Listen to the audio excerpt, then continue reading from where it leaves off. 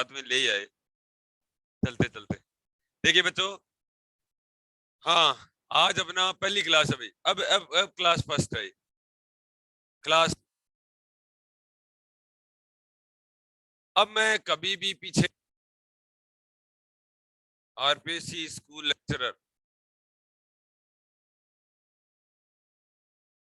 RPC school lecturer, ठीक है। Class मेरी फर्स्ट, आज से शुरू है मेरी क्लास। पहले की क्लास को फिर से इग्नोर मार सकते हो, ठीक है, कि मैंने ये बता रहा था, पढ़ाना आता है मेरे को, ये बता रहा था।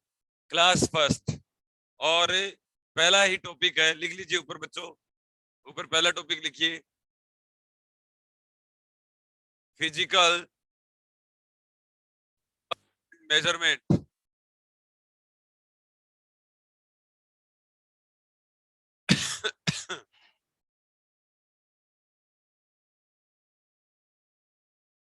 Physical word and measurement, physical word and measurement, Hindi में क्या बोलते हैं इसको? भौतिक जगत एवं मापन, भौतिक जगत एवं मापन। देखिए बच्चों,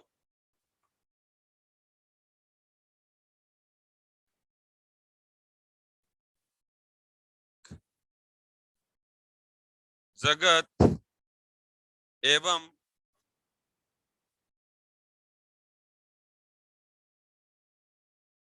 ठीक है, इसके अंदर जो टॉपिक है वो भी लिखिए बच्चों।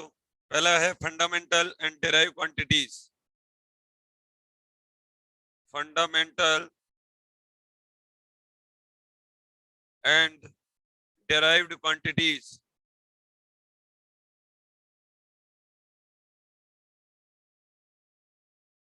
फंडामेंटल एंड डेराइव क्वांटिटीज या डेराइव यूनिट्स।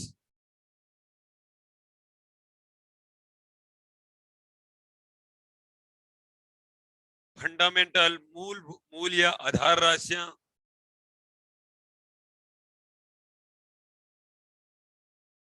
मूल और व्युत्पन्न मात्रक,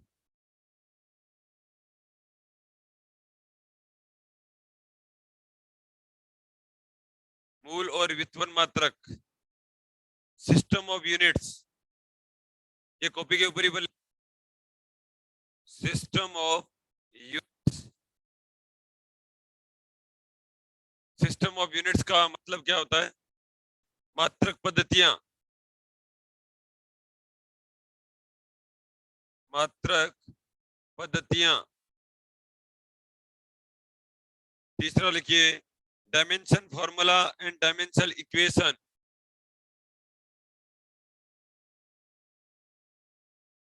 dimension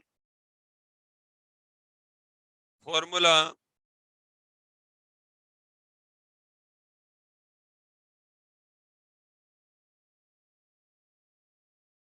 formula and dimension equation.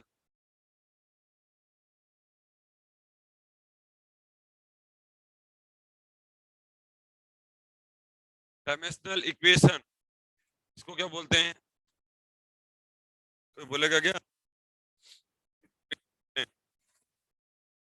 विमाएं एवं विमीय सूत्र, विमीय समीकरण, विमीय सूत्र एवं विमीय समीकरण। ये लो, ये लिख लो बच्चों, आसान सा टॉपिक है।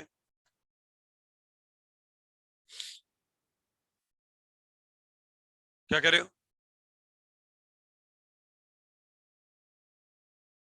आप लिख लो सभी, लिख लिया क्या? अब हेडिंग दो बच्चों। पहला, फिजिकल क्वांटिटीज, पहले लिखिए यूनिट्स एंड डायमेंशन, हेडिंग दीजिए यूनिट एंड डायमेंशंस, हेडिंग दीजिए unit and dimensions.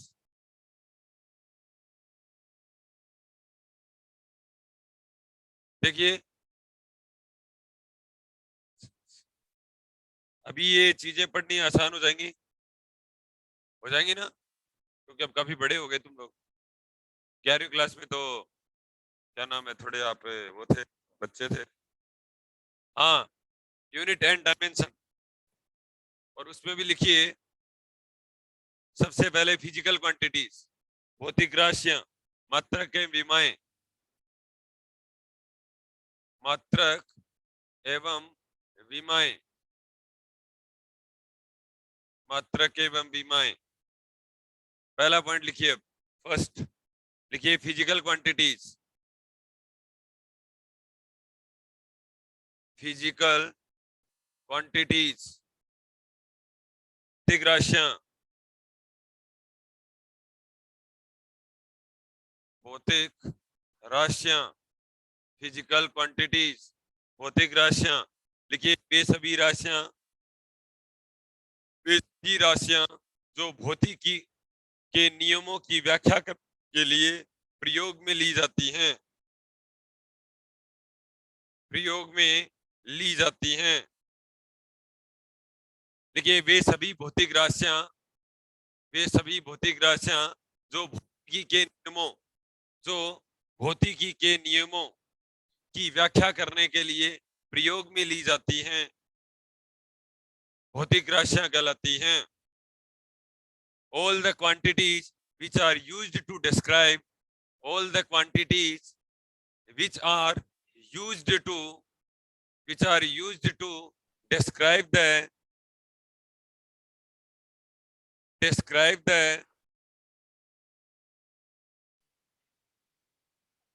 law of physics, law of physics are known as physical quantities, are known as physical quantities। ठीक है बच्चों, बहुत अच्छा। अब क्लासिफिकेशन देखिए, वर्गीकरण देखिए। हेडिंग दो बच्चों, क्लासिफिकेशन, वर्गीकरण, क्लासिफिकेशन।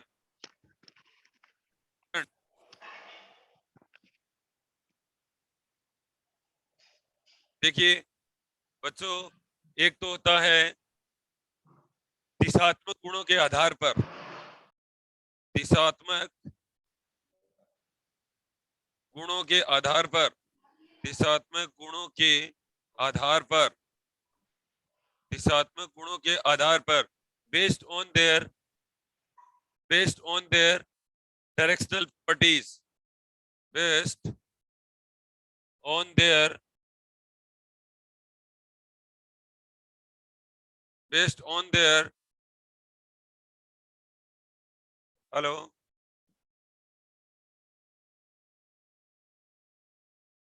मैं पढ़ा रही हूँ, एक बार पढ़ा रही हूँ, कर देशु में।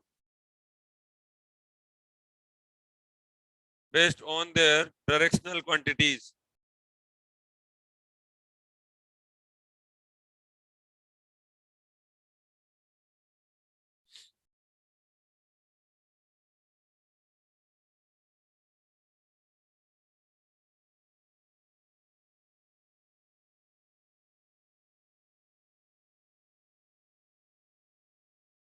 based on their directional quantities।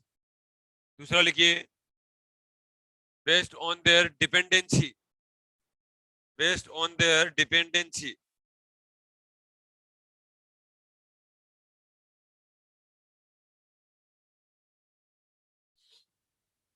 based on their dependency,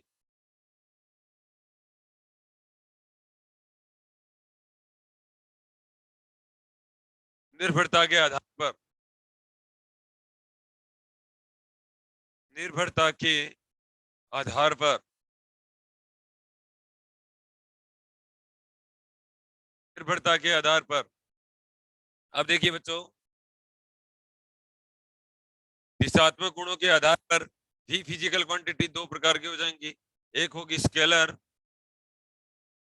अदिश राशियां,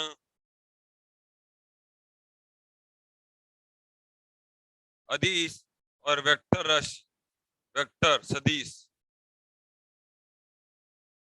अदिश और सदिश।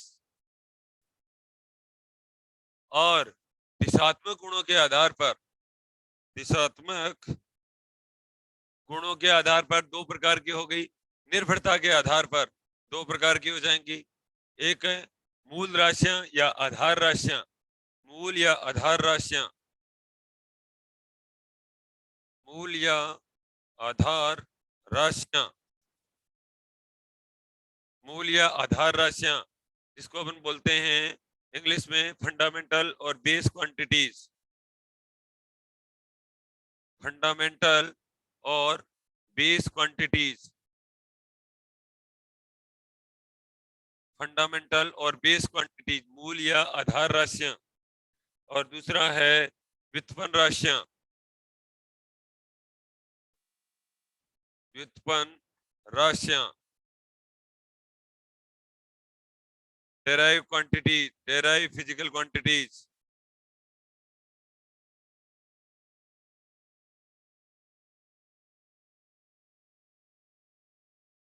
ये लो बच्चों, लिख लिया क्या सभी ने?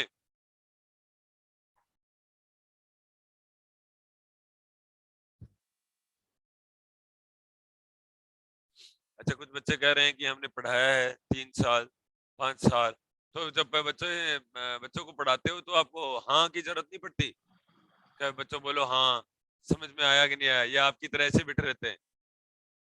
ऐसे ही बैठे रहते हैं? ऐसे माँ ऐसे ही बैठे रहते हैं क्या? पड़ती है सर, है? जरूरत पड़ती है सर, रिस्पॉन्स तो चाहिए। ये आप तो बोलते ही नहीं हो, आप तो इतनी उम्र में आके भी नहीं बोलते हो। हैं? हाँ देखो बच्चों, बोलना चाहिए वैसे। देखिए बच्चों, हो गया अब दोबारा से देख लो एक बार, वापस से याद कर लेना। ये बहुत आसान की चीजें हैं, कोई ज्यादा बड़ी चीज नहीं है। भौतिक राशियां, भौतिक राशियां आपको बताई है, जरूरत क्यों पड़ती है भौतिक राशियों की?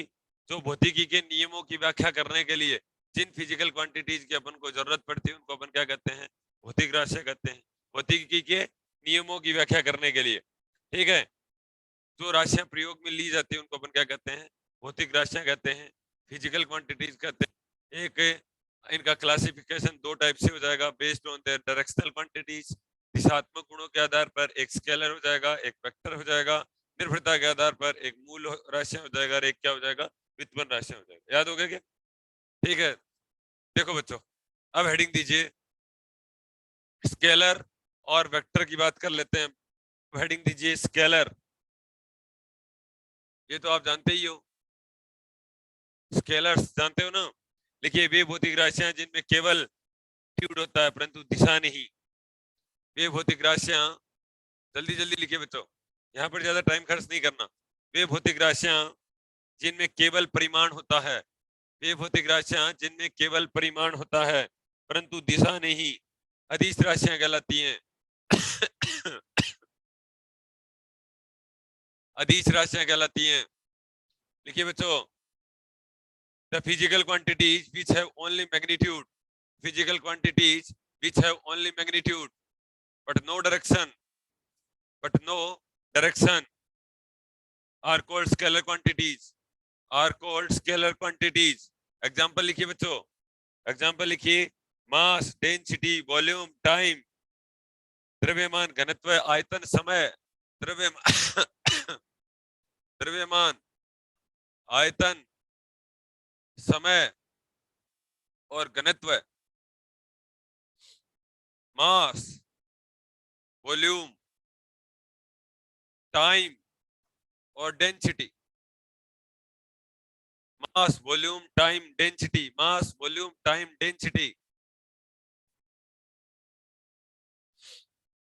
ठीक है बच्चों, दूसरा लिखिए सदिश, लिखिए सदिश राशियां, सदिश राशियां। लिखिए, वे भौतिक राशियां जिनमें परिमाण एवं दिशा दोनों होती हैं, वे भौतिक राशियां जिनमें परिमाण, वे भौतिक राशियां जिनमें परिमाण व दिशा दोनों होती हैं तथा तथा जो सदिश बीजगणित के सभी नियमों का पालन करती हैं, जो जो सदिश बीजगणित के सभी नियमों का पालन करती हैं, जो सदिश बीजगणित के सभी नियमों का पालन करती हैं, सदिश राशियां कहलाती हैं। विस्थापन, विस्थापन, विस्थापन, बल, वेग, विस्थापन, बल और वेग, विस्थापन, बल, वेग। इंग्लिश में लिखिए द फिजिकल क्वांटिटीज विच है both magnitude and direction, the physical quantities which have both magnitude and direction, both magnitude and direction, and obey the laws of vector algebra, and obey the laws of vector algebra, obeys the laws of vector algebra. सदिश राशियां कहलाती हैं, sorry, called vector quantities, called vector quantities. English में लिखिए बच्चों displacement, displacement, force और velocity, displacement, force और velocity, displacement, force और वेलोसिटी। हेलो, हाँ, तो मैं फर्स्ट ग्रेड का बैच पूरा करने पहले पहले ही चला जाऊंगा। हाँ, अच्छा देखिए, आपसे एक बात पूछूं, आप सभी प्रेशर वेक्टर क्वांटिटी है, स्केलर क्वांटिटी है? प्रेशर, दाब, आप बताओ, प्रेशर स्केलर क्वांटिटी है, वेक्टर क्वांटिटी है? स्केलर। ना स्केलर ना वेक्टर, क्या है? Scalar, scalar. शाबाश, प्रेशर एक स्केलर क्वांटिटी होती है बच्चों। ठीक है, आगे करेंगे ऐसी प्रेम की बात। बच्चों आगे लिखिए निर्भरता के आधार पर, हेडिंग 2, निर्भरता के आधार पर, हेडिंग 2 बच्चों निर्भरता के आधार पर। यहाँ जो निर्भरता के आधार पर फंडामेंटल और बेस क्वांटिटी, हेडिंग दीजिए निर्भरता के आधार पर। पहला लिखिए मूल या आधार राशियां, फंडामेंटल और बेस क्वांटिटीज, फंडामेंटल और बेस क्वांटिटीज, फंडामेंटल और बेस क्वांटिटीज। देखिए वे भौतिक राशियां जो अपनी पूर्ण परिभाषा के लिए अन्य राशियों पर निर्भर नहीं करती हैं। वे भौतिक राशियां, वे भौतिक राशियां जो अपनी पूर्ण परिभाषा के लिए, जो अपनी पूर्ण परिभाषा के लिए अन्य राशियों पर निर्भर नहीं करती हैं, मूल या आधार राशियां कहलाती हैं, मूल या आधार राशियां कहलाती हैं, मूल या आधार राशियां कहलाती हैं।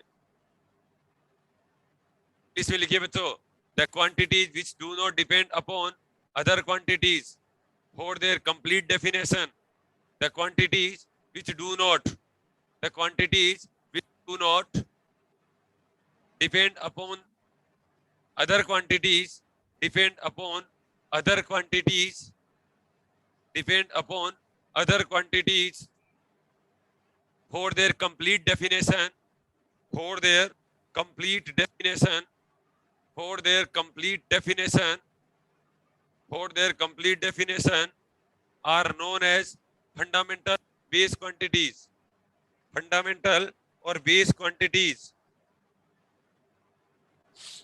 अगला लिखिए बच्चों derived quantities, derived quantities, व्युत्पन्न राशियां। व्युत्पन्न राशियां क्या होती हैं? जो मूलभूत राशियों के पदों के रूप में व्यक्त की जाती हैं। ठीक है, तो लिखिए बच्चों वे भौतिक राशियां, वे भौतिक राशियां जिनको मूलभूत राशियों के, जिनको मूलभूत राशियों के पदों के रूप में व्यक्त किया जाता है, पदों के रूप में व्यक्त किया जा सकता है, व्युत्पन्न राशियां कहलाती हैं, व्युत्पन्न राशियां कहलाती हैं। एग्जाम्पल लिखिए बच्चों। अच्छा इसके एग्जाम्पल लिख लिए थे क्या? इसके एग्जाम्पल लिखिए बच्चों पहले। ये तो आपको पता ही है, वैसे तो सातों ही लिख लो। ठीक है, लंबाई, द्रव्यमान, समय, तापमान, विद्युत धारा। समझ गए ना मेरी बात को? लिखिए लंबाई, द्रव्यमान, समय, लंबाई, द्रव्यमान, समय, लेंथ, मास, टाइम। व्युत्पन्न राशियों के एग्जांपल लिखिए। चाल, आयतन, त्वरण, बल, दाब। चाल, आयतन, त्वरण, दाब।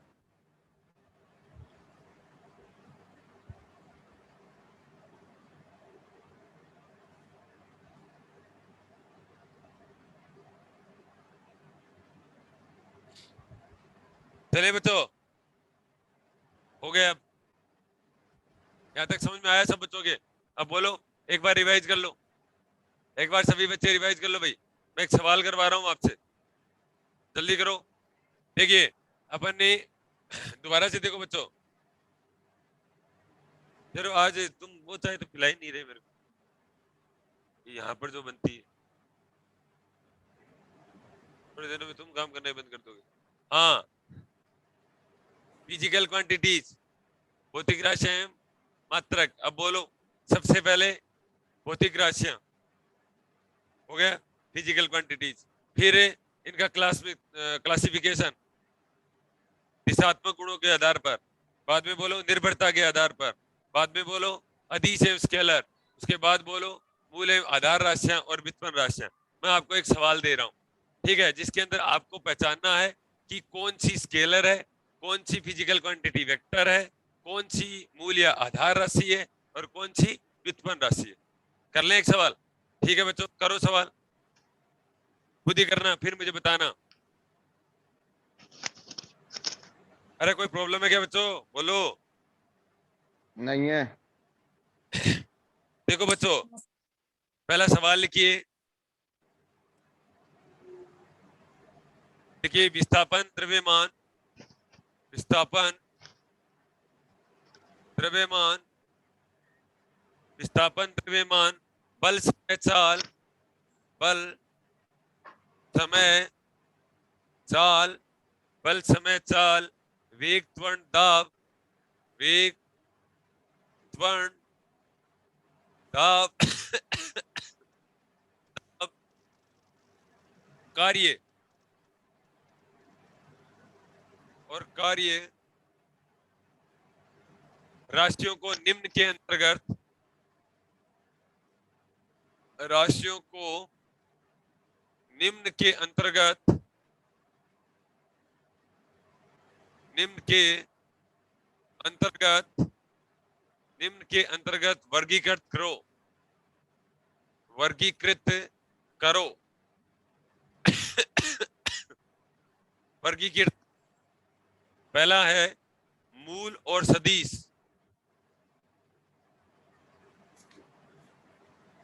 मूल और सदिश राशि। दूसरा है मूल और सदिश, मूल और अदिश।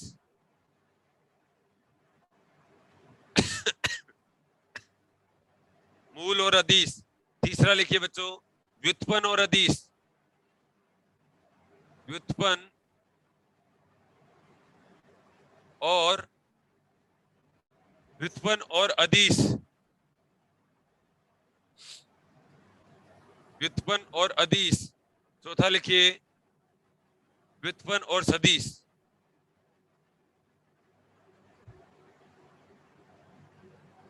इंग्लिश में लिख लीजिए बच्चों पहले। देखिए, हिंदी मीडियम वाले बच्चे करो सवाल को। देखिए, classify the quantities, classify the quantities, classify the quantities, classify the quantity.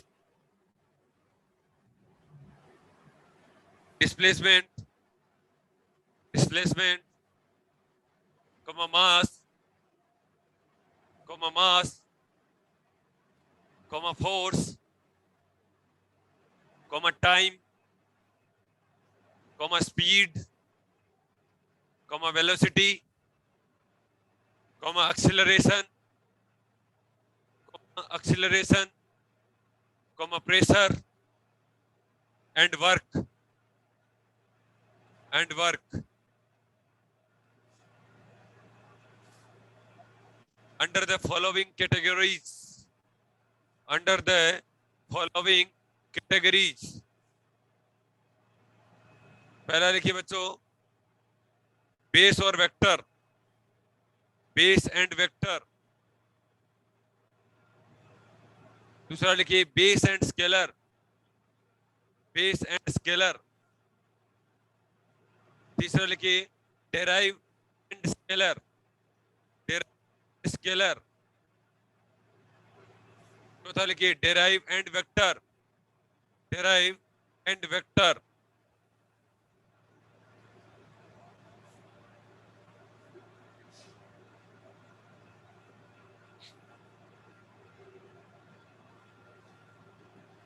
देखिए करोगे, अब करो भाई लोगों, कर लिया क्या?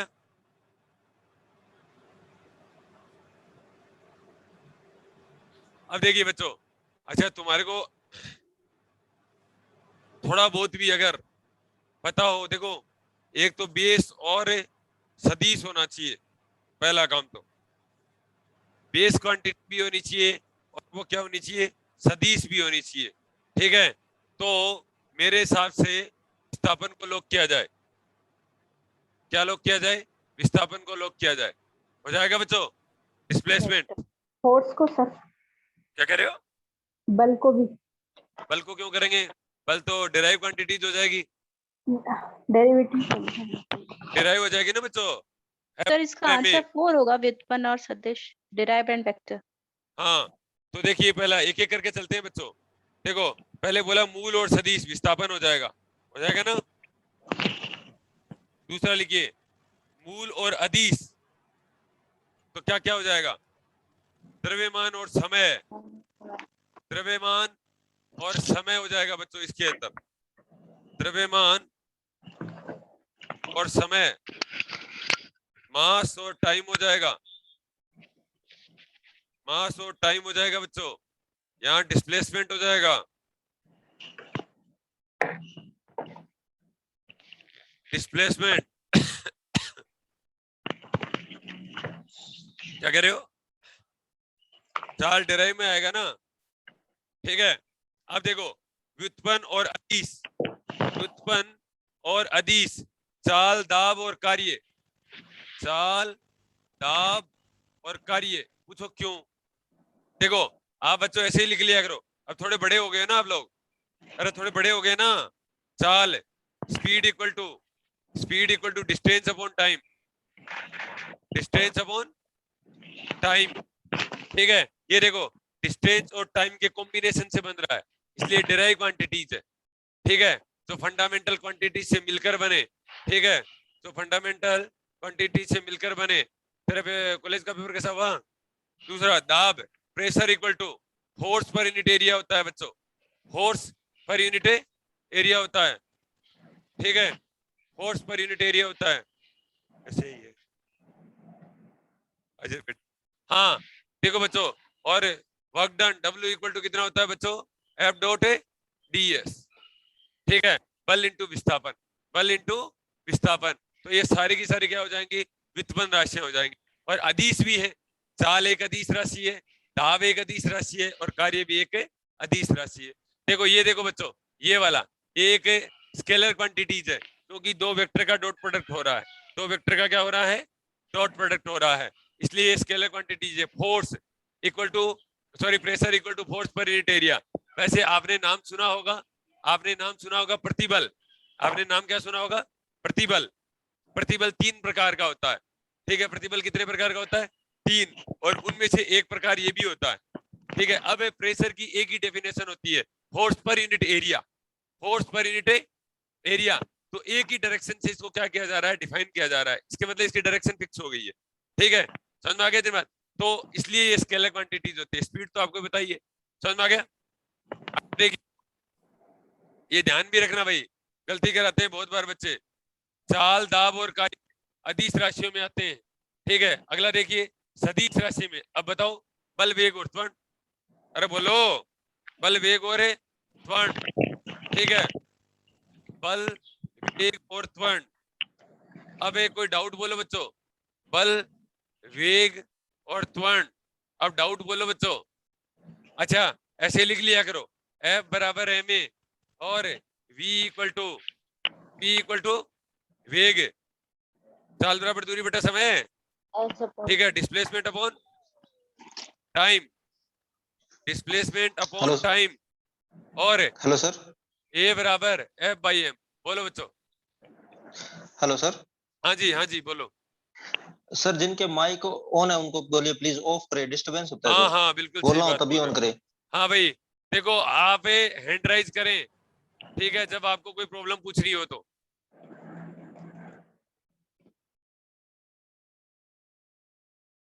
हाँ बच्चों अब देखो विस्थापन।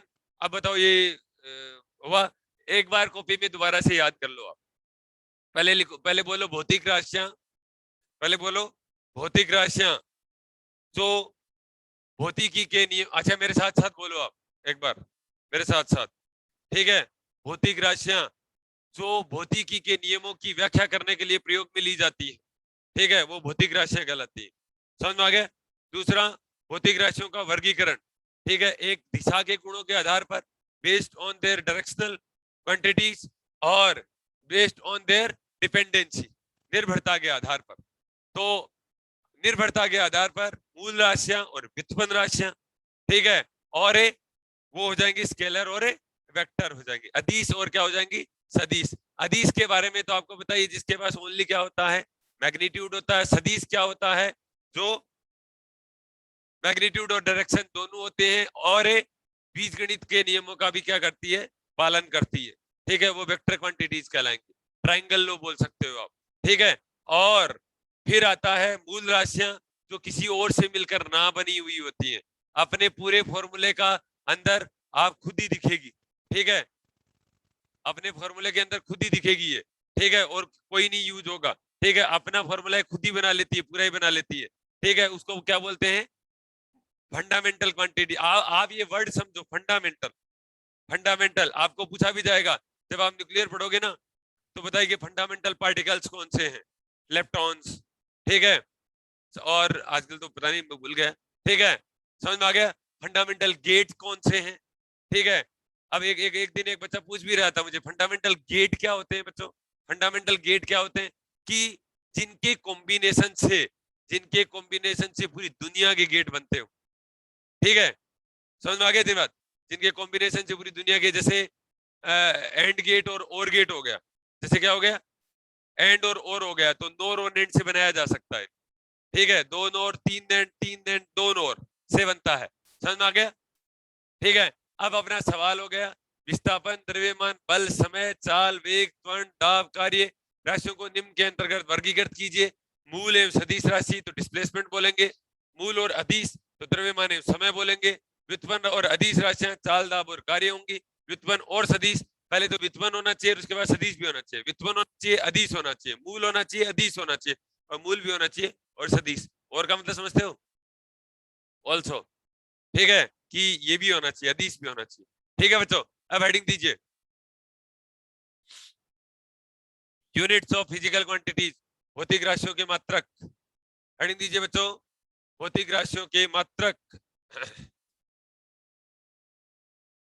भौतिक राशियों के मात्रक, भौतिक राशियों के मात्रक, ठीक है, भौतिक राशियों के मात्रक। Units of physical quantities, units of physical quantities, units of physical quantities. अच्छा एक बात और है, आज मेरी ये फर्स्ट क्लास है एक तरीके से, ठीक है।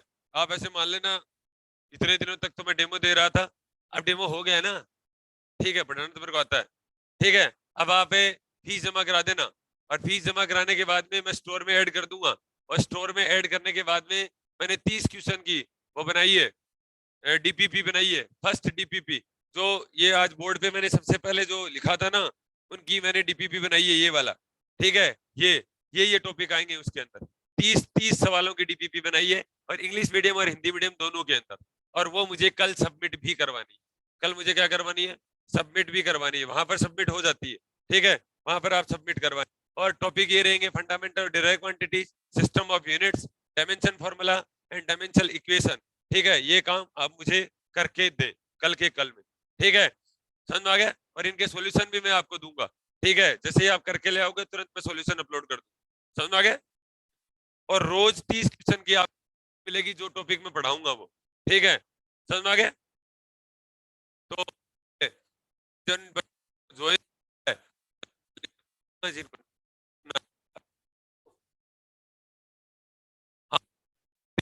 मात्रक, units of the physical quantities, पहला लिखिए बच्चों। अब आपको तो पता ही यही है मात्रक किसे कहते हैं, मापन का ऐसा मानक आधार, लिखिए, हेडिंग दीजिए यूनिट, यूनिट किसे कहते हैं, हेडिंग दीजिए बच्चों यूनिट, हेडिंग दीजिए यूनिट, मात्रक, मापन का एक ऐसा आधार, ऐसा मानक आधार जिसके गुणज के रूप में किसी भौतिक राशि को प्रदर्शित किया जाता है। देखिए, मापन का ऐसा मानक आधार, तो कॉपी पे ले आती तू, मापन का ऐसा मानक आधार जिसके गुणज के रूप में किसी भौतिक राशि को प्रदर्शित किया जाता है, का ऐसा मानक आधार, मापन का ऐसा मानक आधार जिसके गुणज के रूप में किसी भौतिक राशि को प्रदर्शित किया जाता है, उस राशि का मात्रक कहलाता है। इंग्लिश में लिखिए, the chosen reference standard, the chosen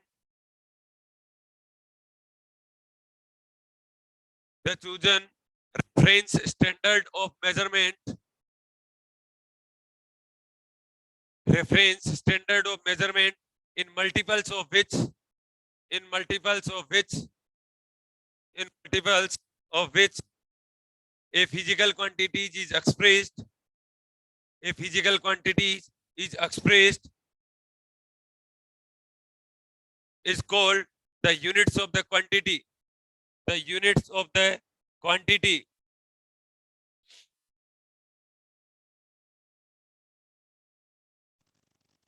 अब हेडिंग दीजिए बच्चों मात्रक पद्धतियां, 4 टाइप की पद्धति है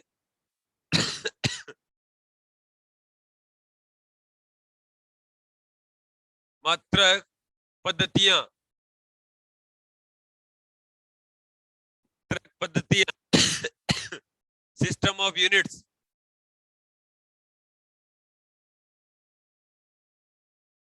सिस्टम ऑफ मात्रक पद्धतियां, सिस्टम ऑफ यूनिट्स, मात्रक पद्धतियां। पहला देखिए बच्चों एफपीएस, एफपीएस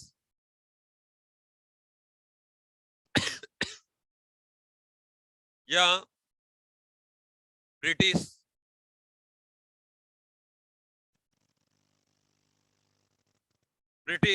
अभियांत्रिकी पद्धति, अभियांत्रिकी पद्धति,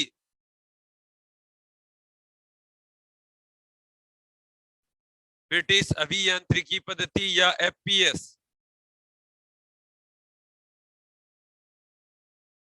देखो, लंबाई,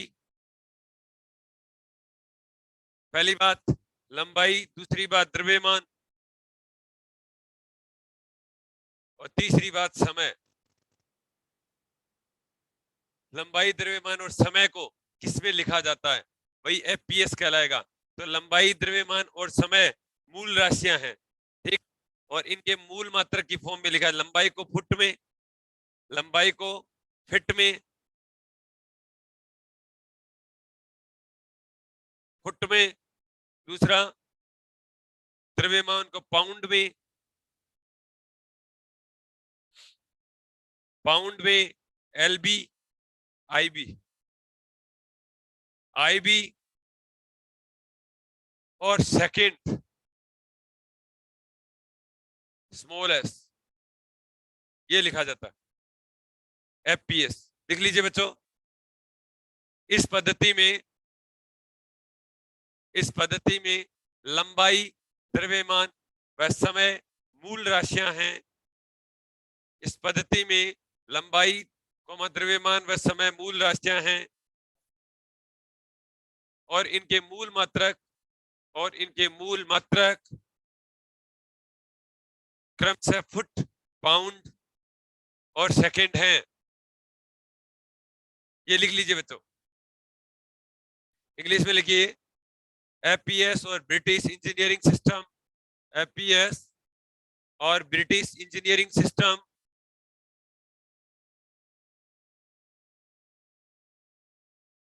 British engineering system British engineering system. देखिए, in this system length, mass and time are taken as fundamental quantities. In this system, length, mass and time are taken as fundamental quantities, and their base units are foot, pound and second respectively. Foot, pound and second respectively लिखा ऐसे जाता है भाई। Foot को FT से लिखते हैं, इनके नोटेशन चेक कर लेना, फिजिक्स में यही मार खाओगे। पाउंड को आईवी से लिखा जाता है, सेकंड को एस से लिखा जाता है, ठीक है ना। अगला लिखिए बच्चों, दूसरा गॉसियन सिस्टम। दूसरा लिखिए सीजीएस और गॉसियन सिस्टम।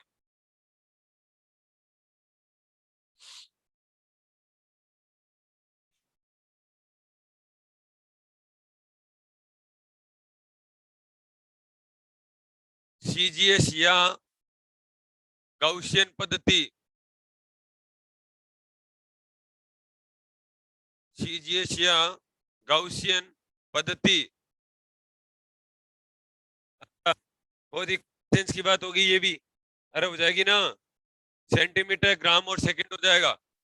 देखो इसी को आगे बढ़ा रहा हूं। ये सेंटीमीटर में क्या लिखेंगे, स्मॉल एम से सीएम, ये ग्राम स्मॉल जी से, और सेकंड को तो एस से ही लिखेंगे, सेंटीमीटर, ग्राम और सेकंड। सेंटीमीटर, ग्राम, सेकंड।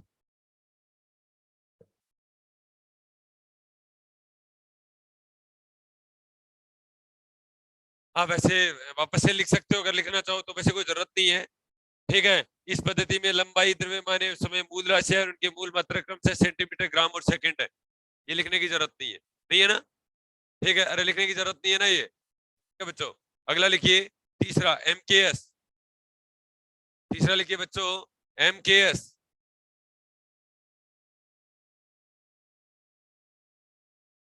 एमकेएस ये है काम की चीज। तो एमकेएस पद्धति, हिंदी में भी इसको ऐसे ही बोलते हैं, ठीक है, एमकेएस सिस्टम। लिखिए बच्चों, इस पद्धति में अच्छा सॉरी, कुछ लिखने की जरूरत नहीं है, ऊपर से ही लिखते आ रहे हैं। लंबाई, द्रव्यमान और समय, लेंथ, मास और टाइम। लेंथ, मास और टाइम को इसके अंदर क्या लिखा जाता है, kg, kilogram, sorry metre, small m, metre, ये केजी, किलोग्राम, केजी, और समय सेकंड और एस। ये लो बच्चों,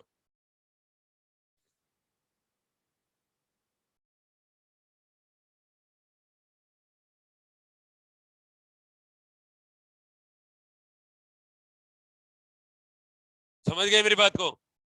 अब देखो, एक आता है इंटरनेशनल सिस्टम, एसआई पद्धति। क्या होता है एसआई पद्धति? देखो ये तीन तो आएंगे ही आएंगे, लेंथ, मास और टाइम तो आएंगे ही आएंगे। 4 यूनिट्स को और इंक्लूड किया गया। 4 यूनिट्स को क्या किया गया? इंक्लूड किया गया। 4 यूनिट कौन कौन सी थी? तापमान, विद्युत धारा, प्रतिबंध तीव्रता और पदार्थ की मात्रा। तो लिख लीजिए बच्चों, international system SI of units, international system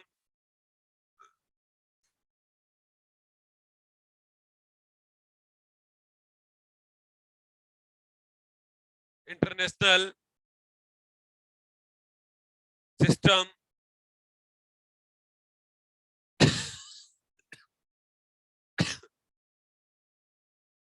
SI of units. Hindi में लिखिए बच्चों, मात्रकों की अंतरराष्ट्रीय पद्धति, मात्रकों की अंतरराष्ट्रीय पद्धति।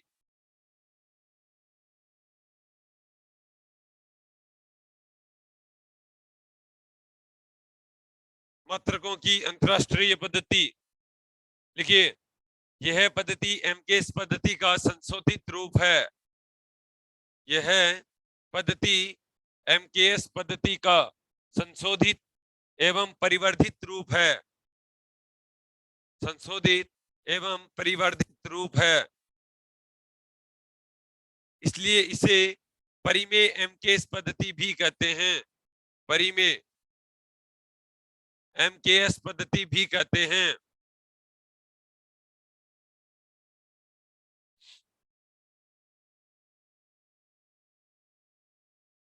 लिखिए बच्चों, एमकेएस पद्धति के 3 मूल मात्रकों के अतिरिक्त एमकेएस पद्धति के 3 मूल मात्रकों के अतिरिक्त 4 मूल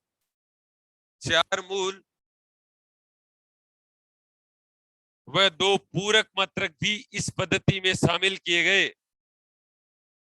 वह 2 पूरक मात्रक जानते हो कौन कौन से होते हैं? रेडियन और स्टेरेडियन। रेडियन और स्टेरेडियन 2 पूरक मात्रक भी इस पद्धति में शामिल किए गए। सर एक क्वेश्चन है, अच्छा सर एक क्वेश्चन है कि करंट क्या होती है? करंट स्केलर क्वांटिटी होती है। हाँ देखिए बच्चों, करंट के पास डायरेक्शन है, करंट के पास मैग्नीट्यूड है, लेकिन वेक्टर अलजेब्रा का फॉलो नहीं करती। ठीक है, बीजगणितीय लॉ का फॉलो नहीं करती है। ठीक है, इसलिए इसको स्केलर ही माना गया है। हाँ देखिए बच्चों, कई बुक्स में लिख देते हैं, वो एक अलग बात है। लिखिए, मात्रकों की अंतरराष्ट्रीय पद्धति, हिंदी में लिख लिया ना, इंग्लिश में लिखिए इंटरनेशनल सिस्टम, ब्रैकेट में लिखिए SI of units. International system लिखिए SI ऑफ यूनिट्स। लिखिए this system is modification, this system is modification, this system is modification, this system is modification of the MK system, over the MK system.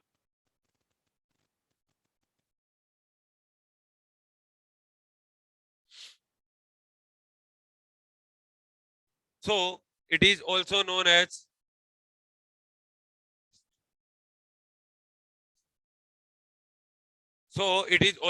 as rationalized, RATIONALISED, rationalized MK system.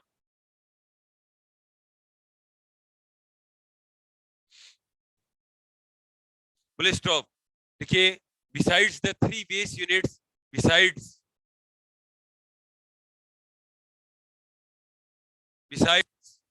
the 3 base units of MK system, 4 fundamental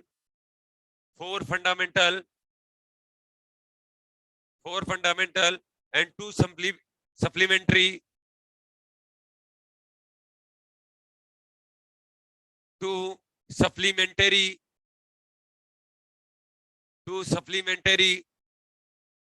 units are also included in this system. Units are also included in this system. अब आप समझ गए होंगे। देखिए, सबसे पहले दोबारा से एक बार, सबसे पहले अपन ने भौतिक राशियों की बात की थी। वे सभी भौतिक राशियां जो भौतिकी के नियमों की व्याख्या करने के लिए अपने को जरूरत होती है, उनको अपन क्या कहते हैं? वाह, टाइम जोर का होता है आने का। हाँ, हाँ देखिए, पहले दिशा के गुणों के आधार पर, दूसरा निर्भरता के आधार पर, दिशा के गुणों के आधार पर स्केलर और वेक्टर, और निर्भरता के आधार पर मूल एवं व्युत्पन्न राशियां, मूल एवं आधार राशियां और व्युत्पन्न राशियां। ठीक है, ये आप समझ गए। अच्छा, उसके बाद अपन ने क्या किया? स्केलर किया, वेक्टर किया, और बेस और फंडामेंटल किया, और डेराइव क्वांटिटीज किया। ठीक है, ये तो समझ गए होंगे सारे के सारे। उसके बाद में अपन कहा कि यूनिट्स क्या होती हैं। ठीक है, यूनिट तो मापन का एक ऐसा मानक आधार जिसके गुणज के रूप में किसी भौतिक राशि प्रदर्शित किया जाता है, उसे उसका क्या कहते हैं? मात्रक कहते हैं, यूनिट कहते हैं।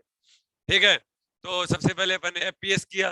ठीक है, जिसके अंदर एफपीएस का मतलब फुट पाउंड और सेकंड, जिसके अंदर लंबाई, द्रव्यमान और समय को, लंबाई को फीट में, द्रव्यमान को पाउंड में, और समय को सेकंड में।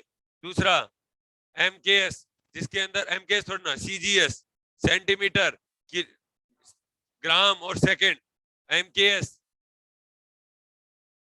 मीटर, किलोग्राम और सेकंड। और फिर बाद में आता है एसआई। एसआई के अंदर तीन तो ये थे ही, लंबाई, द्रव्यमान और समय तो थे ही, चार बेस क्वांटिटीज को और यूज किया गया। ठीक है, और दो सप्लीमेंटरी यूनिट्स को शामिल किया गया। चार बेस क्वांटिटीज कौन कौन सी थी?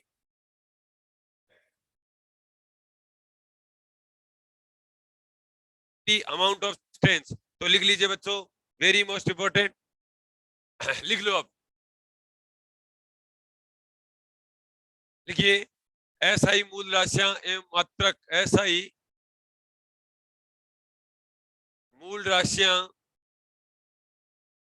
और उनके मात्रक।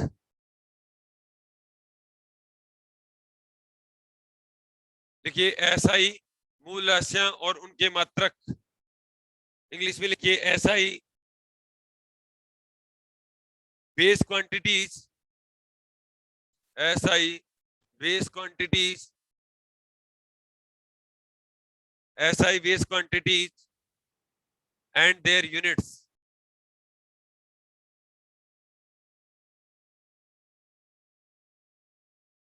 SI base quantities and their unit. पहला लिखिए, क्रम संख्या, सीरियल नंबर, फिजिकल क्वांटिटीज भौतिक राशियां, फिजिकल क्वांटिटीज भौतिक राशियां, मात्रक यूनिट्स, मात्रक यूनिट्स, और सिंबल संकेत।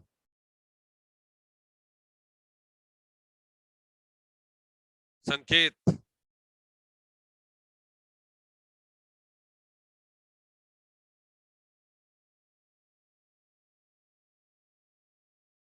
पहला लिखिए बच्चों, सीरियल नंबर में पहला लंबाई, लेंथ, मीटर, हिंदी में लिख लोगे ना, मीटर, स्मॉल एम। रखना बच्चों, स्मॉल एम से लिखा जाता है। द्रव्यमान, द्रव्यमान को किलोग्राम,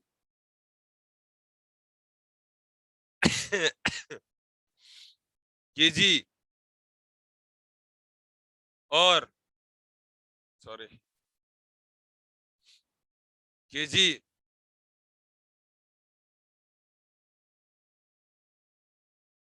तीसरा लिखिए, समय बच्चों, सेकंड,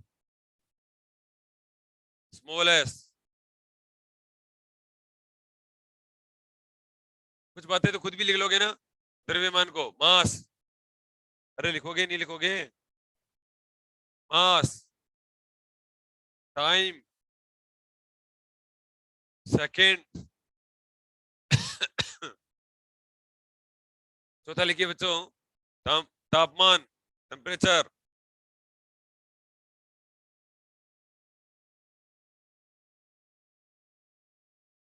तापमान, केल्विन,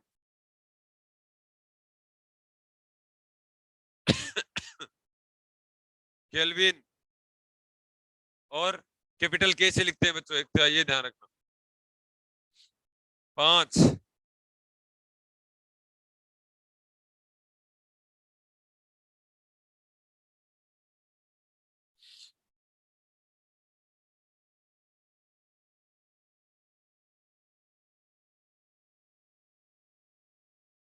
पांचवा लिखिए, विद्युत धारा, इलेक्ट्रिक करंट,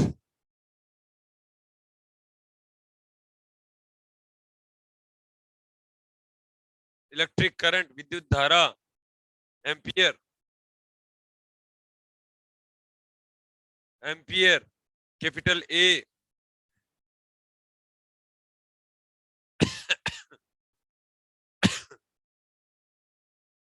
6 नंबर, प्रदीपन तीव्रता,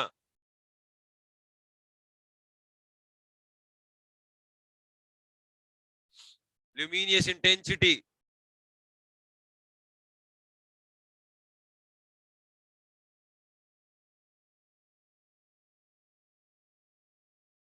luminous intensity, candela,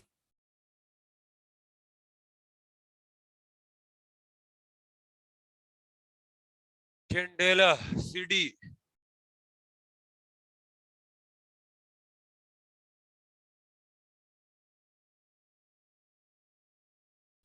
7,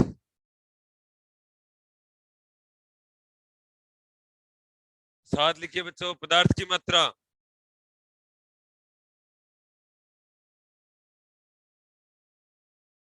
mole,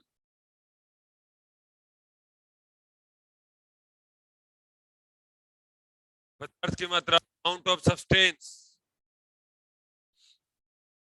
amount of substance, पदार्थ की मात्रा, मोल, ये याद रख लो। और ये देखो, ये एक यूनिट ध्यान रखना, इनसे लिखते हैं बेसिकली तो अपन, ठीक है, बेसिकली इनसे लिखोगे ना आप, ठीक है, तो लिख लिया, अब याद कर लो। देखिए ये 3 तो इसकी फिक्स थी, जो एमकेएस, सीजीएस और एफपीएस में थी, 4 और ले ली, तापमान, विद्युत धारा, प्रदीपन तीव्रता और पदार्थ की मात्रा, ठीक है, टेम्परेचर, इलेक्ट्रिक करंट, ल्यूमिनेस इंटेंसिटी और अमाउंट ऑफ सब्सटेंस।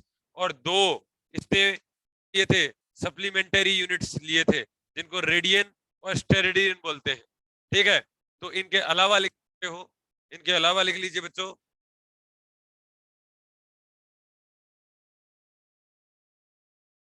देखिए 2 supplementary units are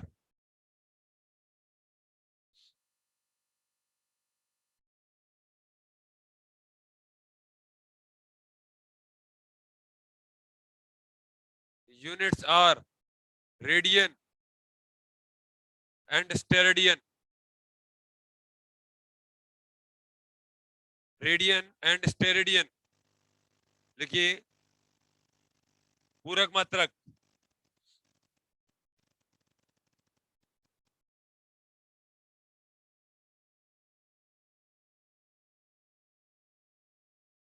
पूरक मात्रक, एक रेडियन, एक स्टेरेडियन,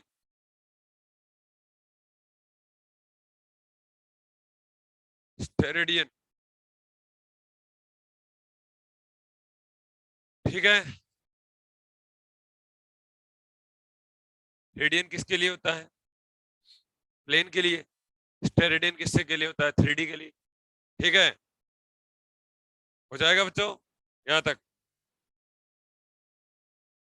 ठीक है, हो जाएगा। अब लिखिए बच्चों,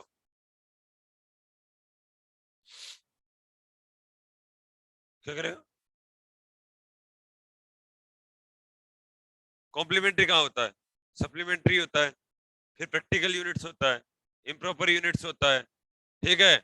ऐसे तो देखो आगे प्रैक्टिकल यूनिट्स भी होती है, जैसे 1 प्रकाश वर्ष है, ठीक है, ये इनको अपन बोलते हैं प्रैक्टिकल यूनिट्स। और इम्प्रॉपर यूनिट्स भी होती हैं, ठीक है, जैसे केजी वेट है, किग्रा भार, ठीक है, तो इनको अपन क्या बोलते हैं? Improper units.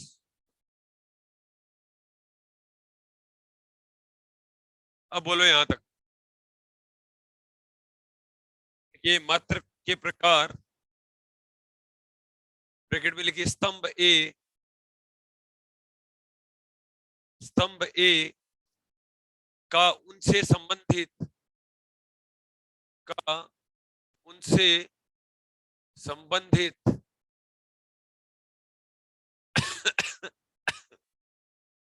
उन संबंधित उदाहरण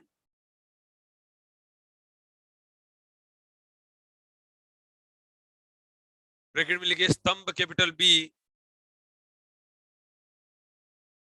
से मिलान कीजिए, से मिलान कीजिए, से मिलान कीजिए। इंग्लिश में लिखिए match the type of unit, match the type of unit, match the type of unit, match the type of unit. Bracket में लिखिए column A with its corresponding example, with its corresponding example, with its corresponding example। Bracket में लिखिए column B. हाँ बच्चों, ये ए लिख दिया और ये मैंने बी लिख दिया, आपको मैच करना है। इससे पहला है बेस यूनिट,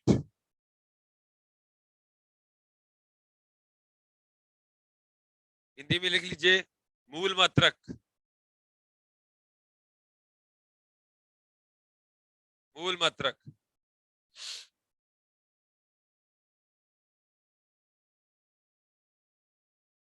मूल मात्रक। दूसरा लिखिए व्युत्पन्न ऐसा ही मात्रक, व्युत्पन्न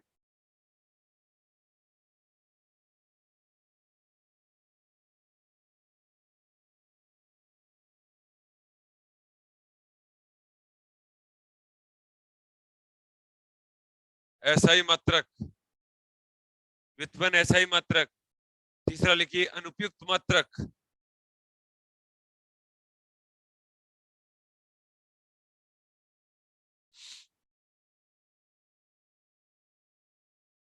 अनुपयुक्त मात्रक।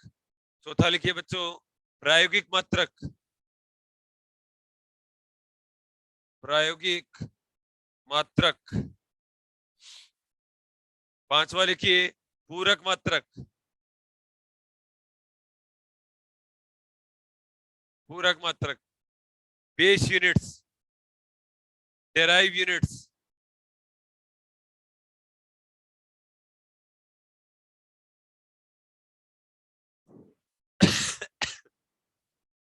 हाँ इम्प्रॉपर यूनिट,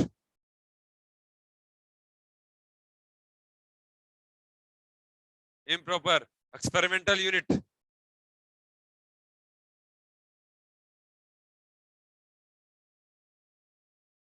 और supplementary unit.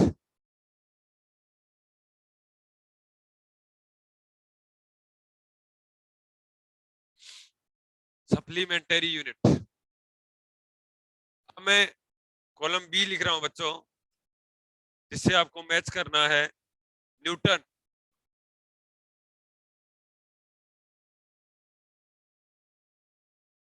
Newton capital N. दूसरा लिखिए अश्वशक्ति, हॉर्स पावर,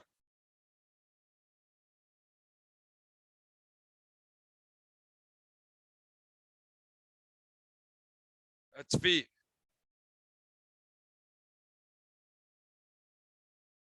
हॉर्स पावर।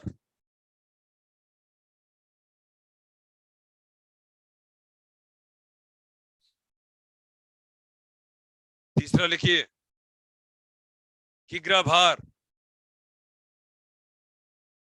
किग्रा भार। चौथा लिखिए बच्चों रेडियन, रेडियन। पांचवा लिखिए बच्चों किग्रा।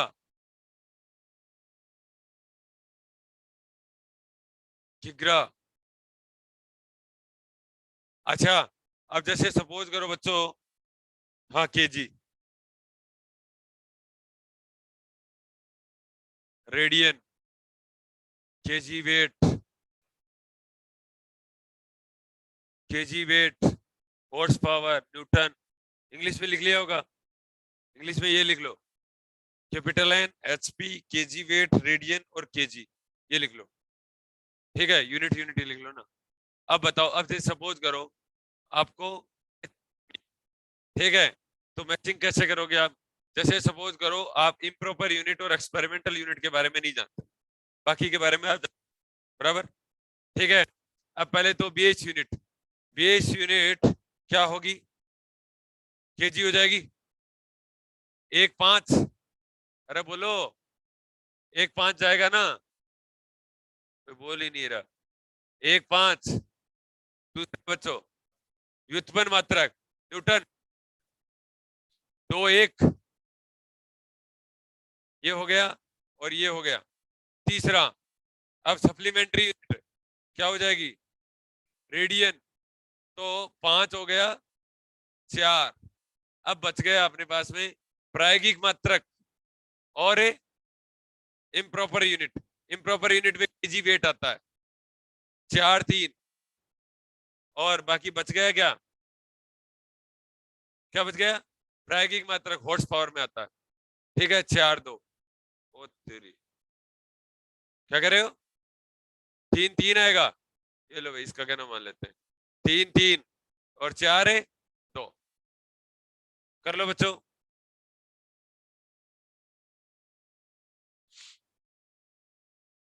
अब कमी क्यों रखो? क्यों भाई कमी क्यों रखो रे?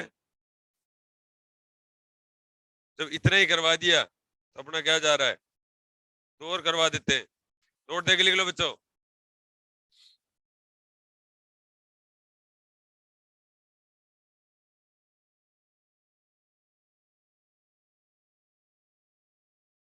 प्रैक्टिकल यूनिट्स, प्रैक्टिकल यूनिट्स बच्चों लिखिए, प्रैक्टिकल यूनिट्स। एग्जांपल लिखा देता हूं। प्रैक्टिकल यूनिट्स, प्रायोगिक मात्रक,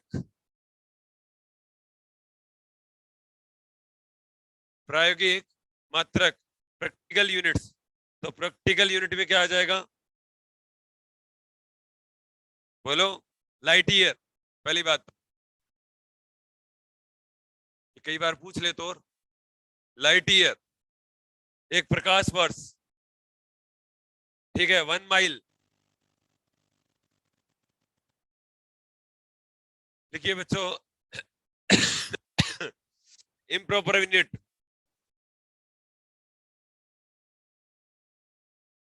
इम्प्रॉपर यूनिट में लिख लीजिए केजी वेट।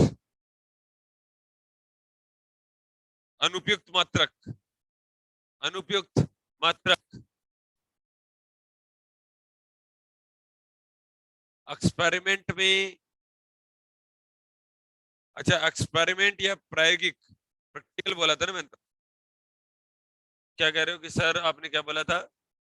सर आपने तो केजी वेट बताया था क्या?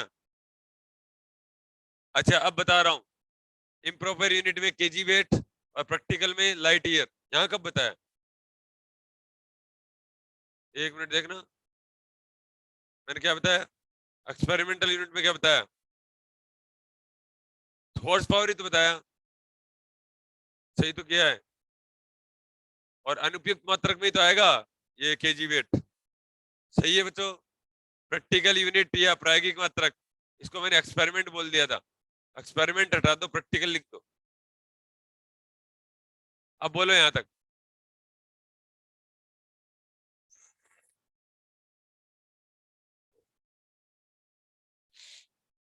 हो गया सबका? ये बेसिक चैप्टर है वैसे तो, बहुत ही बेसिक है। ठीक है, अब याद कर लो आपको।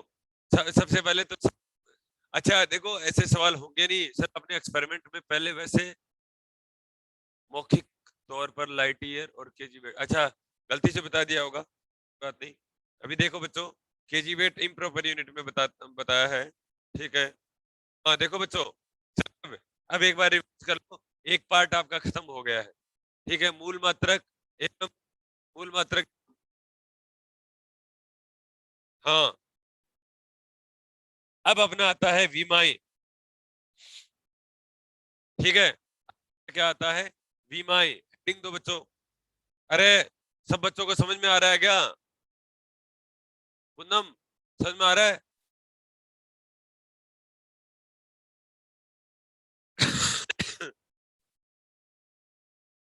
अब तो कोई दिक्कत नहीं है ना? अब तो देखिए, मैं तो अब बड़ा हुआ हूं। हाँ देखो बच्चों, आप ऐसे देख लिया करो, ये जैसे सर्किल है, ठीक है, और ये आर्क हो गया, ये डेल्टा थीटा हो गया, और ये बच्चों क्या हो गया? डीएस हो गया, ये आर हो गया, ठीक है। तो डेल्टा एस इक्वल टू कितना बोलोगे? R into d d theta बोलो, डेल ठीक है। अब ये यही वाली बात होगी, इंटीग्रेट कर दो इसको, एस इक्वल टू कितना हो गया? R into d theta, integrate 0 से 2 पाई, तो ये 2 पाई आर, ठीक है। इसका मतलब ये हो गया, सर्किल के वर्थ के किसी पार्ट द्वारा सेंटर पर बनाया गया कोण का जो मेजरमेंट रेडियन द्वारा किया जाता है, का जो मेजरमेंट होता है वो किसके द्वारा किया जाता है? रेडियन द्वारा किया जाता है। समझ में आ बहुत गया? बढ़िया अब बहुत देखो बढ़िया बच्चों, जैसे ये 3D ले लिया, क्या ले लिया? 3D ले लिया। ये बच्चों 3D है, ये 3D 3 डायमेंशनल है, ठीक है। तो अब देखो ये वाला, ये इसके द्वारा, ये जो आपको ये आर्क दिख रहा है ऐसे, देखो अपने हाथ को ऐसे कर लो, आप हाथ को ऐसे कर लो और सीधा सेंटर के पर जाने दो, सीधा सेंटर के पर जाने दो, ठीक है। इसको सॉलिड एंगल बोला जाता है। इसको क्या बोला जाता है? सॉलिड एंगल बोला जाता है। इसको बच्चों डी ओमेगा से लिखा जाता है। इसको क्या लिखा जाता है? डी ओमेगा से लिखा जाता है। आगे आप, ठीक है, d s upon r square और डॉट आर कैप। अब ये बड़ी बड़ी बातें हैं थोड़ी सी, ठीक है। एक काम कीजिए, d s vector dot r cap upon r square, समझ गए मेरी बात को? तो ये जब आप इंटीग्रेट करोगे ना, इसका वैल्यू आता है बच्चों 4 पाई। इसका वैल्यू कितना आता है? 4 पाई। आप ऐसे समझ लिया करो, क्यूब के कितने पार्ट होते हैं? क्यूब के कितने पार्ट होते हैं? 8 पार्ट। ऑक्टेट, तरबूज देखा है? तरबूज, तरबूज के कितने पार्ट कर दो? ऐसे काट दो, ऐसे काट दो और एक ऐसे और काट, 8 पार्ट हो गए, ठीक है। 8 पार्ट और एक क्वाड्रेंट 90 डिग्री का, एक क्वाड्रेंट 90 डिग्री का, 90 को 8 से मल्टीप्लाई कर दो, 720, ठीक है। 4 पाई 720। अब जैसे ठीक है सर्किल है, सर्किल के अंदर कितने क्वाड्रेंट है बच्चों? 4 क्वाड्रेंट, तो 90 इंटू 4 360 डिग्री, ठीक है। तो ये गलती मत कर देना, कभी पूछा जाता है कि 3D बॉडी के द्वारा सेंटर पे बनाया गया कुल कोण कितने डिग्री का होता है? तो 4 पाई होता है बच्चों, ठीक है। जबकि एक सर्किल के द्वारा पूरा बनाया गया कोण क्या होता है? ठीक है। ऐसे अपन लेंगे भी, कहाँ लेते हैं ऐसे?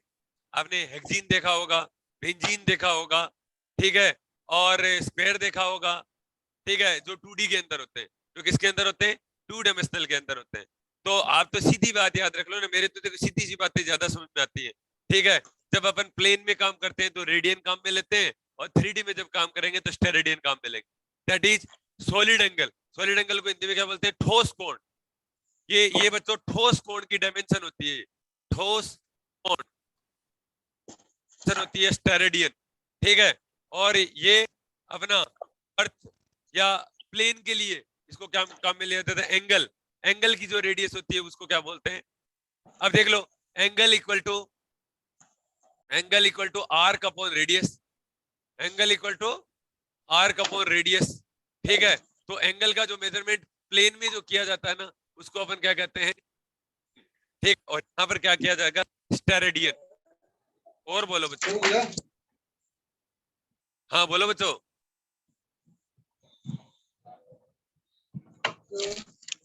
कोई कुछ कहना चाहता है? मुझे कुछ कहना है? हाँ वसुंधरा, समझ में आया कि नहीं आया? सर ये देखो ऐसे पूछोगे ना मुझे अच्छा लगेगा। अच्छा एक बात बताऊं आपको, एक बात बोलूं, अगर मुझे कोई चीज नहीं आती है ना तो मुझे ना कहने में कोई शर्म नहीं है। शर्म काहे की है? अब वैसे ऐसी कोई चीज नहीं है जो मुझे आएगी नहीं, ठीक है, ऐसी कोई चीज नहीं है। ठीक है बच्चों, संजय शर्मा भाई लोगों, अच्छा एक आपसे विनम्र निवेदन करूं, देखो मैंने आपका इतना कहना माना, आपसे मैं एक निवेदन करूं सभी बच्चों से, करूंगा शशि?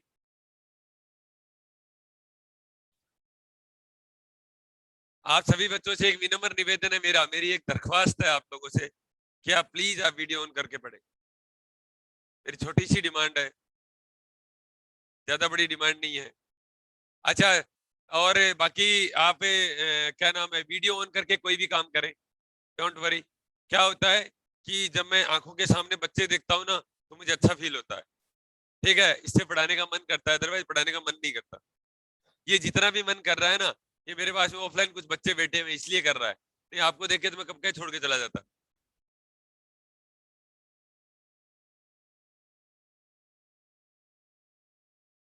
भारती, सब लोग, सभी प्लीज आपसे हाथ जोड़ के विनम्रता पूर्वक आप लोगों से निवेदन है कि आप प्लीज सभी वीडियो ऑन रखें।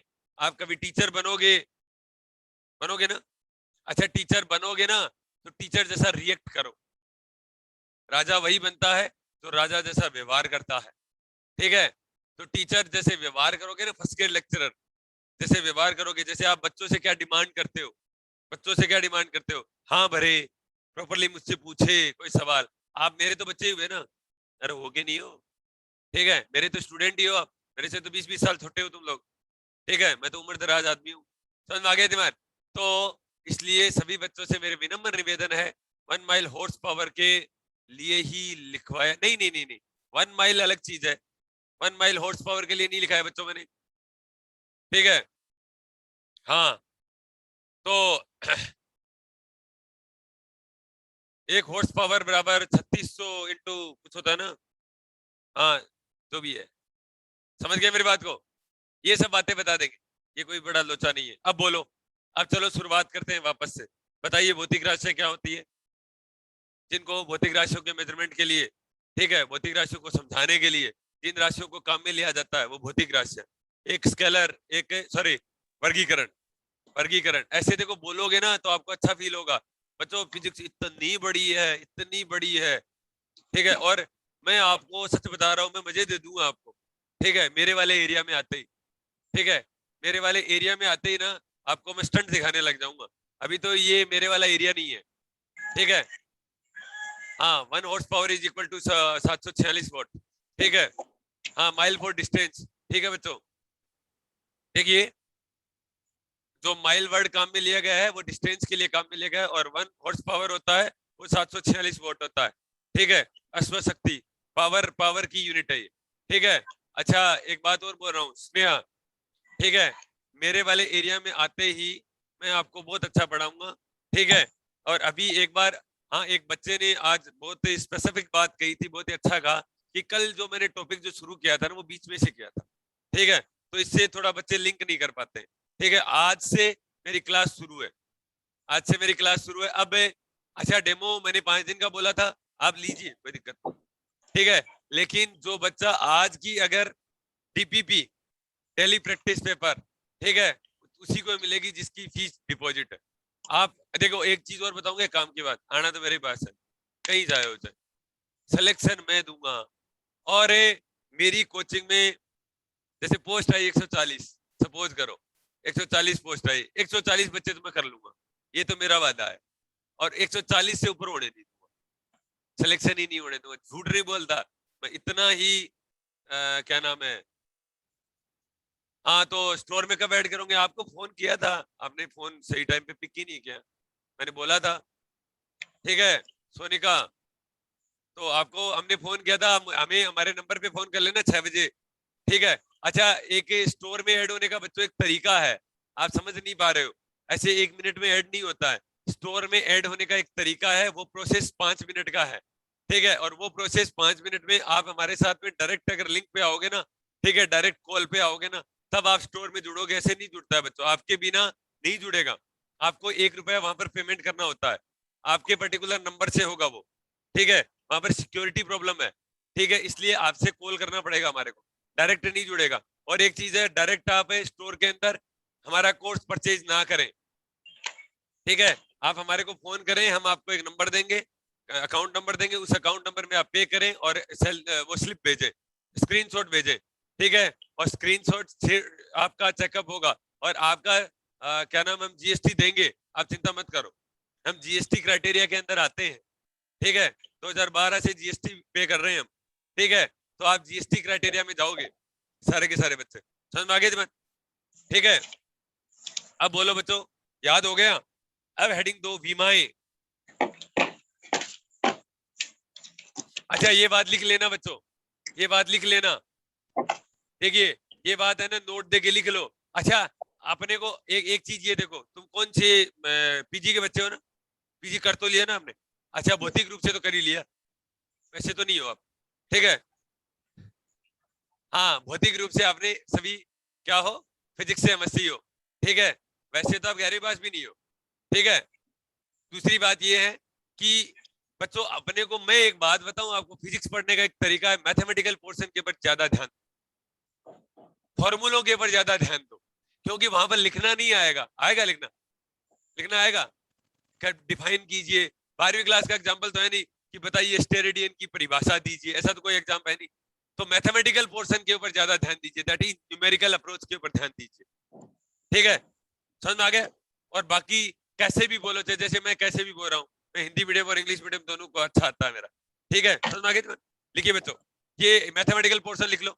अच्छा अब देखिए, आप मुझे बाद में बताना, इसका इतना जबरदस्त मीनिंग बताऊंगा ना मैं आपको, ठीक है, इतना जबरदस्त मीनिंग बताऊंगा, ds वेक्टर डॉट आर के अपॉन आर स्क्वायर है, अभी बताऊंगा ना तो आपको बच्चों समझ में नहीं आएगा। फोन किया था पर उठाया नहीं, कोई बात नहीं बच्चों, एक बार दोबारा फोन कर लेना, क्या फर्क पड़ता है। ये लिख लो, ठीक है, ये भी लिख लो बच्चों, angle equal to arc upon radius,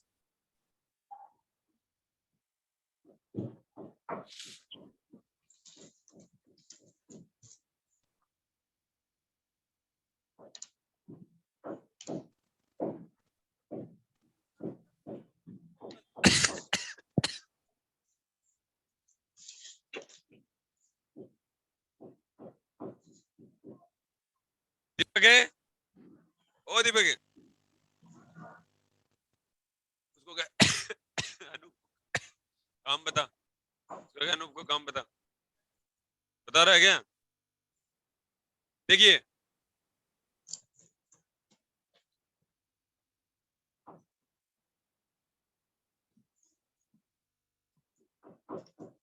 थोड़ी देर में एक्सपर्ट हो बेटा,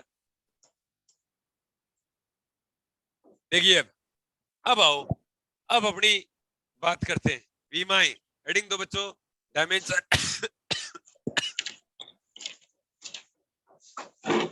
बीमाएं, डायमेंशन, इसके बिना तो कुछ होता ही नहीं है ना फिजिक्स में, अरे नहीं होता ना इसके बिना तो, बीमाएं, डायमेंशन के बिना तो कुछ भी नहीं है, जिंदगी अधूरी है। देखिए तो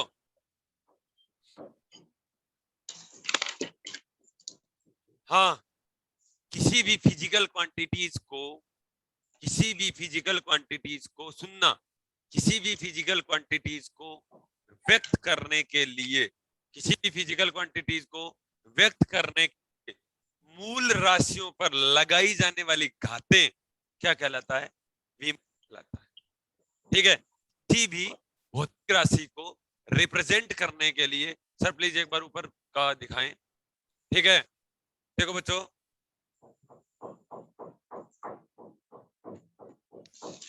भौतिक राशि को रिप्रेजेंट करने के लिए मूल राशियों पर लगाई जाने वाली घातें क्या कहलाती है, विमा कहलाती है। तो लिखिए बच्चों, किसी भौतिक राशि की विमाएं, किसी भौतिक राशि की विमाएं उस राशि को व्यक्त करने के लिए, उस राशि को व्यक्त करने के लिए, उस राशि को व्यक्त करने के लिए मूल राशियों पर लगाई जाने वाली घातें होती हैं, मूल राशियों पर लगाई जाने वाली घातें होती हैं।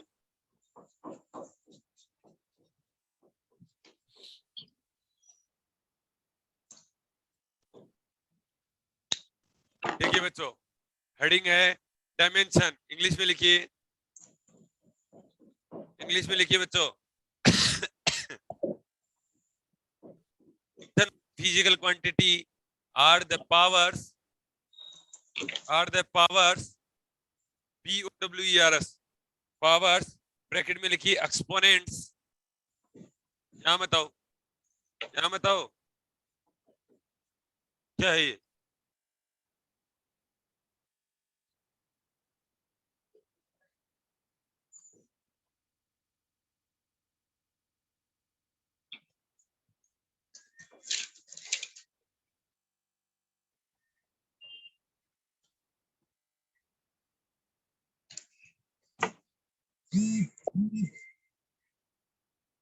देखिए किसी यार मेरे को पढ़ा लें, मैं आपके हाथ जोड़।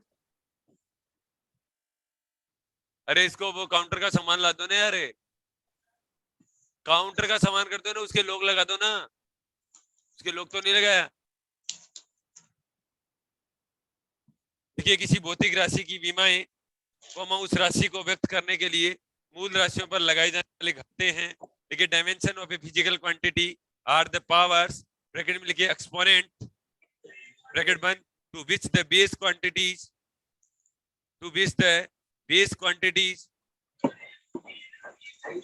are raised to represent that quantity.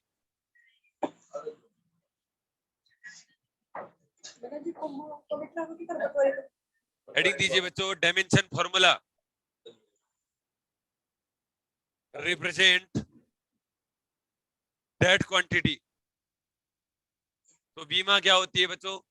मूल राशियों पर लगने वाली घातें होती है, सीधी बात ये, ठीक है। तो डायमेंशन फॉर्मूला क्या होता है, बीमीय समीकरण क्या होता है, उसके अंदर आपने कौन कौन सी बेस क्वांटिटी यूज की है, ठीक है, वो क्या कहलाएगा? बीमीय समीकरण कहलाएगा। तो लिखिए बच्चों, हेडिंग 2 बीमीय सूत्र।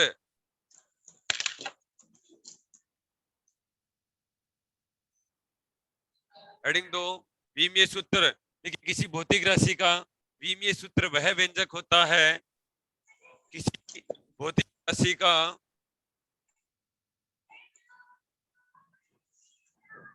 राशि का बीमीय सूत्र वह व्यंजक होता है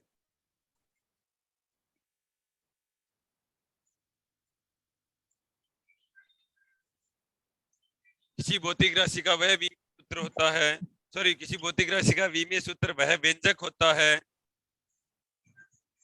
वह व्यंजक होता है जो उस राशि में सम्मिलित, जो उस राशि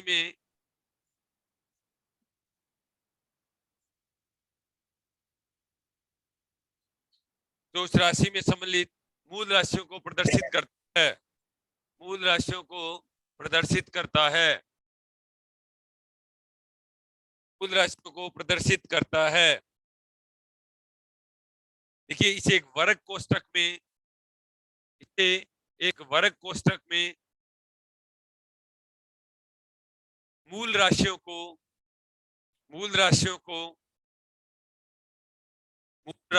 के चिन्हों को लेकर व्यक्त किया जाता है, चिन्हों को लेकर व्यक्त किया जाता है।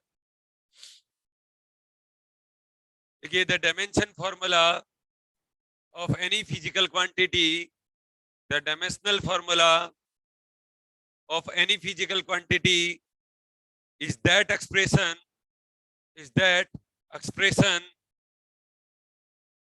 which represent how and which of the base, how and which of the base quantities are included, in that quantity. Full stop. It is written by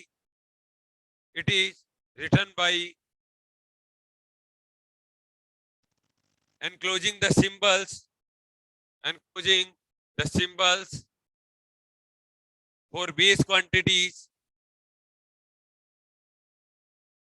with appropriate powers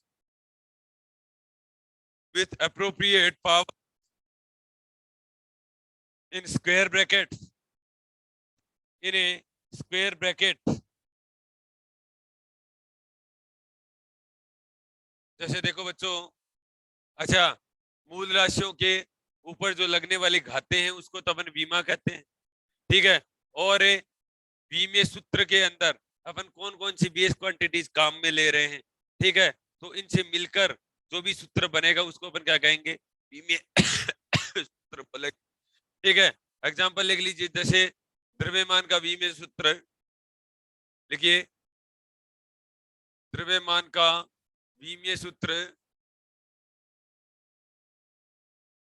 dimension formula for mass m1 l0 t0, और bracket में बंद कर दीजिए, parenthesis में बंद कर दीजिए।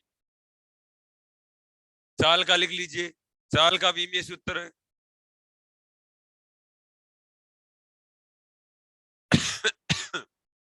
Dimension formula of speed equal to चाल बराबर दूरी बटा समय ना, दूरी बटा समय।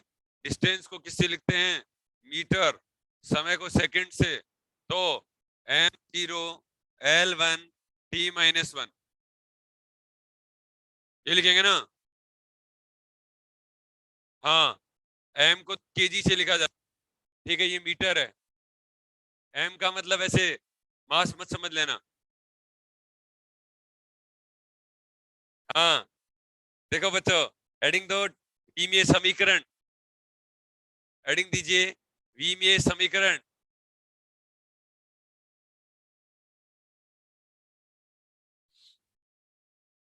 बीमीय समीकरण डायमेंशनल इक्वेशन,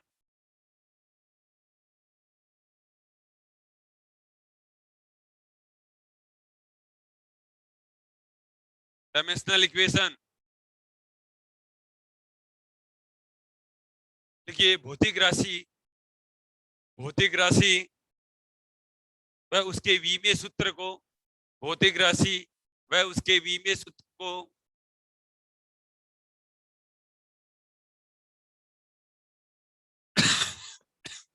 सर किसका माइक ऑन है? तो हाँ, अभी तो किसी का ही ऑन नहीं है। हाँ देखो बच्चों, सबको म्यूट कर देता हूँ। देखिए, भौतिक राशि व उसके बीमीय सूत्र को बराबर करने पर जो समीकरण प्राप्त होती है, बराबर करने पर जो समीकरण प्राप्त होती है,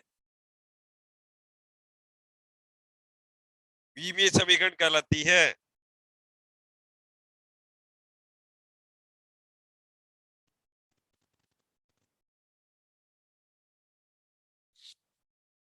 देखिए, कहने का मतलब जैसे वेग है,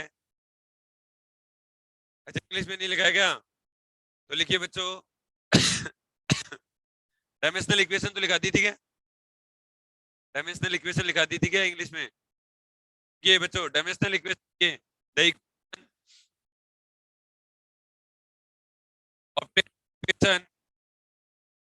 obtained by equation a physical quantity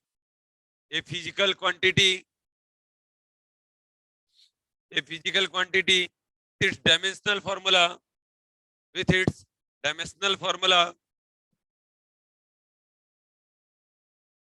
is called a dimensional equation,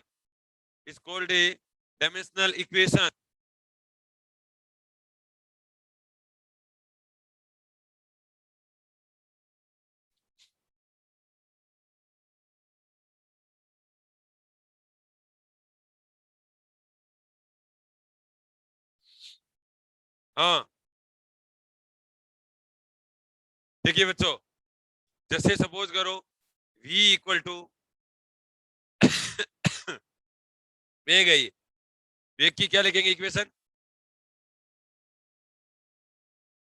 यही है, डिस्प्लेसमेंट अपॉन टाइम हो जाएगा। ये आपका क्या कहलाता है, बीमीय समीकरण कहलाता है। ये क्या कहलाता है, बीमीय समीकरण। बोला है ना, कोई भी भौतिक राशि है उसको एक तरफ लिख लो और इक्वल टू उसकी डायमेंशनल इक्वेशन लिख लो, ठीक है। वो दोनों बराबर होने पर जो समीकरण प्राप्त होती है उसको अपन कहते हैं विमीय समीकरण कहते हैं, ठीक है। अच्छा चलो ठीक है, नहीं समझा।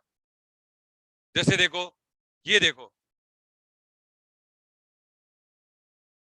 फोर्स के लिए देखते हैं क्या अंतर है। फोर्स देखो, फोर्स है, ये फोर्स लिख दिया मैंने, एम ए होता है वैसे तो, फोर्स बराबर क्या होता है, एम ए होता है, ठीक है।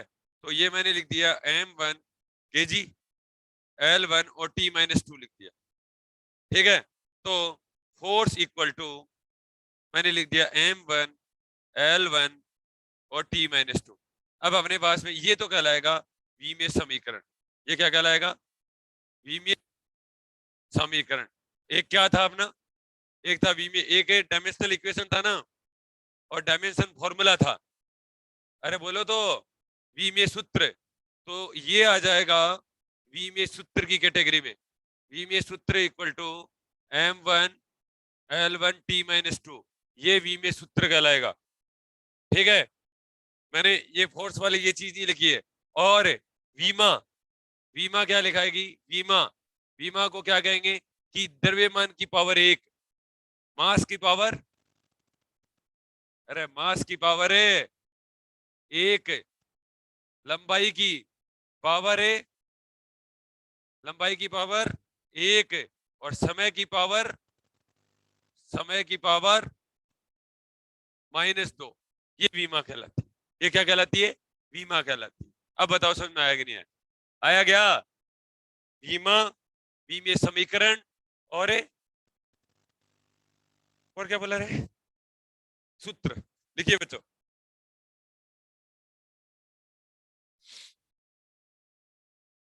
लो,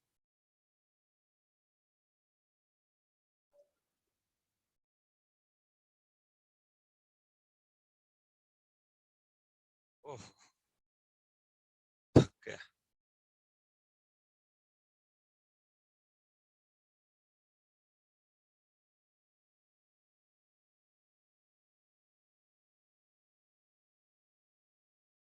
मास की पावर 1, लंबाई की पावर 1, समय की पावर -2, ये वीमा कहलाएगी, ये विमीय सूत्र कहलाएगा, वो विमीय समीकरण कहलाएगा, ठीक है। समझ में आ गया क्या, एक एग्जांपल और ले लो, एक एग्जांपल और ले लो ना, घनत्व लूं क्या, देखो बच्चों डेंसिटी ले लेता हूं डेंसिटी घनत्व है, अच्छा, रो इक्वल टू m/v होता है, rho equal to mass per unit volume, mass unit volume. तो रो लिखेंगे, रो ऐसे लिख दो, ठीक है। और ये लिख दिया m1 L0 L-3 और T0, ये तो क्या कहलाएगा, विमीय समीकरण। और m1 L-3 और T0 क्या कहलाएगा, विमीय सूत्र। ये विमीय सूत्र, ये विमीय समीकरण, ये विमीय समीकरण। और a की पावर 1, सॉरी, मास की पावर 1, मास की पावर 1, लंबाई की पावर, लंबाई की पावर -3, समय की पावर, समय की पावर 0, ये वीमा कहलाएगी, समय की पावर 0 वीमा कहलाएगी।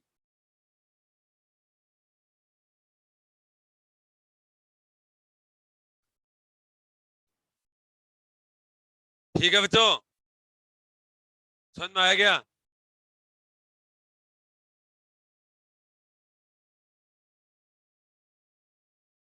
दीपा यादव, दीपा यादव, दीपा, प्रिया यादव, उमेश, अरे भाई लोगों वीडियो ऑन कर लो, मान लो क्या ना, अरे नहीं उठा रहा आपको मैं, पढ़ाई तो रहा हूं उमेश जी, सर उमेश, हाँ। देखिए बच्चों